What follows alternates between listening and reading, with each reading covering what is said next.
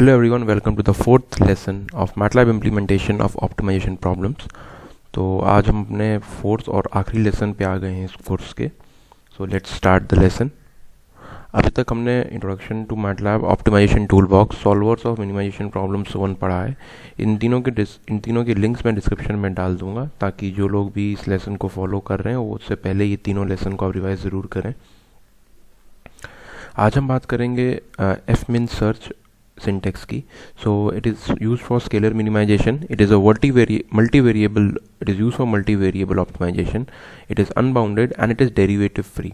Mostly जो लोग optimisation में काम करते हैं उनको पता होगा कि कोई भी ऑप्टिमाइजेशन जो है, कोई भी ऑप्टिमाइजेशन एल्गोरिथम वो नॉर्मली जो ट्रेडिशनल वेज हैं वो डायरेक्ट सर्च मेथड को यूज़ करती हैं, जिसमें वो किसी भी गिवन फंक्शन का डेरिवेटिव निकाल के उसकी डेरिवेटिव से नेक्स्ट स्टेप को डिटरमाइन करते हैं। हाउएवर fmin सर्च ऐसा नहीं करता। ये डायरेक्ट सर्च मेथड है which does not use numerical और एनालिटिक ग्रेडियंट्स। ये सिर्फ रियल नंबर्स के ऊपर ही मिनिमाइजेशन करता है। इसका सिंटेक्स है x is equal to fmin search bracket के अंदर @prop1 x not and options. @prop1 जैसा कि हम पहले भी डिस्कस कर चुके हैं प्रीवियस लेसन्स में कि हमने @prop1 is the calling function जिसमें हमने prop1 के अंदर हमारा प्रॉब्लम डिफाइन कर रखा है which is f is equal to x1 -1 का होल स्क्वायर प्लस x2 -2 का होल स्क्वायर। सिंस हम देख सकते हैं कि जो वेरिएबल x है it is for two variables x1 and x2। तो हमने x0 को भी दो वेरिएबल्स इनिशियल वैल्यूज़ जो हमने x1 और x2 की मानी दी था 0 0। तो प्रोग्राम की अगर हम बात करें तो प्रोग्राम के अंदर हमारा x0 जो है हमने x0 की दो वैल्यूज़ दी हैं 0 0। ऑप्शंस थर्ड लेसन जिन लोगों ने नहीं पढ़ा है वो लोग दोबारा से उसको पढ़ें। उसमें हमने इसको बहुत डिटेल में डिस्कस किया था कि ऑप्शंस के थ्रू हमने क्या क्या चीज़ें या क्या क्या फंक्शनैलिटीज़ हम ऐड कर सकते हैं, क्या क्या कस्टमाइजेशन कर सकते हैं। तो यहाँ पे हमने मैक्सिमम इटरेशन 100 रखी है और हम प्लॉट को प्रिंट भी करा रहे हैं, प्लॉट फंक्शन देख रहे हैं और हमारा टॉलरेंस फंक्शन 1 × 10⁻⁸ है। इसको जो हम रन करेंगे तो हमको रिजल्ट कुछ ऐसा मिलेगा। देखिए मैंने 100 इटरेशंस के लिए लिखा था लेकिन इस पर्टिकुलर प्रॉब्लम में मुझे रिजल्ट 66 इटरेशन के बाद ही मिल गया। 66 इटरेशन ख़त्म होने के बाद ये हमारा प्रोग्राम कहता है optimization terminated, the current x satisfy the termination criteria using options dot tol x of 1 × 10⁻⁸ and capital F of x satisfies the convergence criteria using options dot tol fun. तो x की value x1 और x2 की value separate, x1 की value minimum 1 आई है and x2 की optimal और x2 की optimal value 2 आई है और जो हमारा मिनिमम फंक्शन का मिनिमम वैल्यू है f1 दैट इज 1.8692 × 10⁻⁹। ये हमने प्लॉट किया है। तो देखिए तुरंत 66 के आसपास हमको ऑप्टिमल वैल्यू मिला है। उस हिसाब से आप देख रहे हो कैसे स्टीप, बिल्कुल स्टीप पहले डिक्रीमेंट, पहले हमारी वैल्यू बिल्कुल स्टीप ऑप्टिमाइज हुई, उसके बाद इसमें एक्सप्लॉयटेशन हुआ है और धीरे धीरे वैल्यूज़ बहुत ट्यून करते करते 66 तक पहुंची है, 66 इटरेशन तक। अब आते हैं हमारे लास्ट सिंटेक्स के इस लेसन के विच इज़ fmin con। तो fmin con जो है ये यूज़ होता है जब हमारे पास बहुत डिफरेंट तरीके के कॉन्स्टेंट्स हों और बहुत अलग अलग तरीके के कॉन्स्टेंट्स हों, बिकॉज कॉन्स्टेंट्स में भी equality constants and inequality constants हो सकते हैं।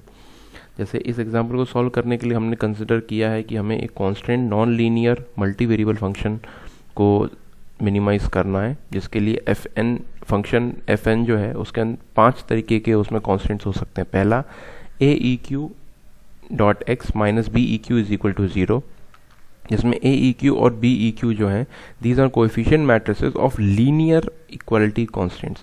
कॉन्स्टेंट जो है अभी तक हमने मोस्टली जितने भी एग्जांपल्स किए उनमें हमने कॉन्स्टेंट्स को लीनियर माना है। यहाँ पे we'll also get to know कि नॉन लीनियर अगर कॉन्स्टेंट्स आ जाएं तो कैसे सॉल्व करना है। नॉन लीनियर कॉन्स्टेंट्स भी दो तरीके के हो सकते हैं, non linear equality constants and non linear inequality constants. तो उन दोनों ही तरह के कॉन्स्टेंट्स को कैसे हम ऑप्टिमाइज कर सकते हैं यूजिंग fmin con, हम आगे एग्जांपल्स में देखेंगे। तो ax minus b smaller than 0 आप समझ ही चुके होंगे कि सेकेंड जो मेरा कॉन्स्टेंट है that is an linear in equality constant. Third is the range constant कि x की वैल्यू का एक लोअर लिमिट होगा एक अपर लिमिट होगा। Fourth which is c of x is smaller than 0, जिसमें c जो है वो मेरा नॉन लीनियर इनइक्वालिटी कॉन्स्टेंट है, and c E q x is equal to 0 जो मेरा फिफ्थ कॉन्स्टेंट है, that is for non linear equality constant, जिसमें सी ई क्यू जो है वो कोएफिशिएंट मैट्रिक्स है। इसका जो सिंटेक्स मैं बात करता हूँ, इसका सिंटेक्स जो होगा वो होगा x is equal to fmincon, and then bracket के अंदर we'll write at the rate prop1, जिसमें हम अपना ऑब्जेक्टिव फंक्शन डिफाइन करेंगे as usual, then x naught the initial values of the input variables, then a b a e q b e q l b u b nonlcon end, और उसके बाद options. अब nonlcon क्या है? Nonlcon is a function for defining and evaluating non linear equality and inequality constants. तो इसको हम example से समझेंगे कि कैसे इसको यूज करना है। अब एग्जाम्पल 1 हमारा आया है, F X is equal to 2x1 square minus 3x square plus 4x1 into x2 minus 6। इसको ये हमारा ऑब्जेक्टिव फंक्शन है। तो सबसे पहले हम इसके लिए एक डॉट एम फाइल लिखेंगे जिसमें हम फंक्शन को डिफाइन करेंगे, function f equal to prop1x and then f is equal to 2 dot star x1 का power square minus 3 dot star x2 plus 4 dot star x1 star x2 minus 6 semicolon and then end. अब हम अपने main function पे आते हैं, dot M file जहाँ हम लिखेंगे पहले CLC क्लियर फॉर्मेट शॉर्ट रखेंगे। x1 x2 सिंस हम दो वेरिएबल्स पे काम कर रहे हैं तो उनका इनिशियल वैल्यू मैंने 1 1 इस केस में माना, क्योंकि हमको रेंज दी हुई है कि x की वैल्यू -2 से 2 के बीच में लाई करेगी। LBUB मैंने डिफाइन कर दिया है यहाँ पे, इनिशियल वैल्यू 1 1 इसलिए ली है। नाउ अब अगर हम देखें इस पर्टिकुलर क्वेश्चन में, तो ना ही हमारे पास इक्वलिटी कॉन्स्टेंट है, ना ही इनइक्वालिटी कॉन्स्टेंट है, ना ही कोई लीनियर कॉन्स्टेंट भी नहीं, कोई नॉन लीनियर कॉन्स्टेंट नहीं, सिर्फ हमको रेंज दी हुई है। तो इसीलिए हम यहाँ पे ए ई क्यू को blank matrix A E Q B E Q A B को ब्लैंक मैट्रिक्स से डिफाइन करेंगे। हम चाहें तो सी और सी ई क्यू भी ब्लैंक मैट्रिक्स से डिफाइन कर सकते हैं, बट उनकी ज़रूरत नहीं है। हाउएवर अगर हम एफ मेन कॉन यूज़ कर रहे हैं तो इक्वलिटी कॉन्स्टेंट को तो हमको ब्लैंक से दिखाना ही पड़ेगा। तो इसलिए हमारा आप सिंटेक्स बनेगा x comma F V L square bracket is equal to fmincon at the rate prop1 x naught a b a e q b e q l b u b। और इसको जो हम run करेंगे तो हमको मिलेगा optimization completed, stopping potential stopping criteria की details होंगी जो कि हमने पहले ही डिसाइड की हुई है। एक चीज़ स्टूडेंट्स यहाँ पे याद रखेंगे, यहाँ पे हमने अभी तक ऑप्शंस का यूज़ नहीं किया है। वो इसलिए नहीं यूज़ किया क्योंकि जब हम इतने सारी कॉन्स्टेंट्स लिखते हैं तो उसकी कोई ज़रूरत नहीं होती, that will be an extra overkill. तो इसलिए हम इन क्वेश्चंस में जब हम बहुत ज़्यादा कॉन्स्टेंट के साथ कोई भी ऑब्जेक्टिव फंक्शन कोई भी ऑप्टिमाइजेशन करते हैं, सो आई डोंट थिंक कि हमको वहाँ पे ज़रूरत पड़ेगी। आप चाहें तो ऐड कर भी सकते हो ऑप्शंस को, बट वो फालतू में ही कॉम्प्लिकेशंस राइज करेगा क्वेश्चन में। तो इसलिए हमने इसको सिंपल सॉल्व किया और हमको x की दो x1 और x2 की ऑप्टिमल वैल्यू मिली। x1 की वैल्यू है ऑप्टिमल वैल्यू है 0 और x2 की ऑप्टिमल वैल्यू है 2। Then we have f all which is the value of the which is the minimum value of the function fx which is -12। अब आइए हम आते हैं थर्ड एग्जांपल में, जिसमें हमारा ऑब्जेक्टिव फंक्शन है 2x1 square minus 3x2 plus 4x1 x2 minus 6। इसको हमने रीति रिवाज पूरे करते हुए prop1.m फाइल के अंदर लिख दिया और फिर हम आएंगे हमारे मेन प्रोग्राम की ओर। तो उसमें हम लिखेंगे इनिशियल वैल्यूज़। हमको पता है कि x की इसमें कोई वैल्यूज़ दी, x की जो लिमिट है वो -2 से 2 ही रखी है। x नॉट को 1 1 इनिशियल रखेंगे, लेकिन इस केस में हम देख रहे हैं कि हमारे पास एक लीनियर एक इक्वालिटी कांस्टेंट है, लीनियर इक्वालिटी कांस्टेंट, एक नॉन लीनियर इनइक्वालिटी कांस्टेंट है और दो नॉन लीनियर इक्वालिटी कांस्टेंट है। तो इसलिए अब यहाँ पे हम कैसे इसको आगे देखते हैं। देखिए ए ई क्यू, अब देखिए A E Q is equal to 2,3। क्यों? क्योंकि x1 का कोएफिशिएंट इस लीनियर में 2 है इसलिए 2, x2 का कोएफिशिएंट 3 है इसलिए 3। बी ई क्यू जो है वो मेरा राइट हैंड साइड में इक्वालिटी कांस्टेंट की जो वैल्यू होती है वो आती है, तो दैट विल बी 6। क्योंकि यहाँ पे कोई भी लीनियर इनइक्वालिटी कांस्टेंट नहीं है इसलिए ए और बी ब्लैंक होंगे। अब नॉन लीनियर कांस्टेंट्स के लिए हम एक अलग से फंक्शन डिफाइन करेंगे which will be non Elcon. यहाँ पे हम लिखेंगे नॉन एलकॉन जो है वो हमको दो आउटपुट देगा, सी और सी ई क्यू। उन दोनों को हम लिखेंगे स्क्वायर ब्रैकेट में is equal to nonlcon X. क्योंकि यहाँ पे कोई भी नॉन लीनियर इक्वालिटी कांस्टेंट नहीं है तो C Q will be 0।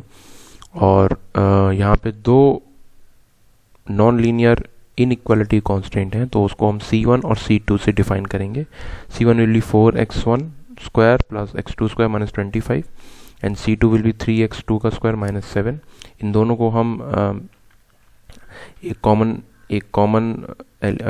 Common variable C के अंदर कैटनेट कर देंगे, विच इज C, जैसा कि आप देख रहे हैं C is equal to square bracket में C1 C2 हमने लिख दिया और इसको हम एंड कर देंगे।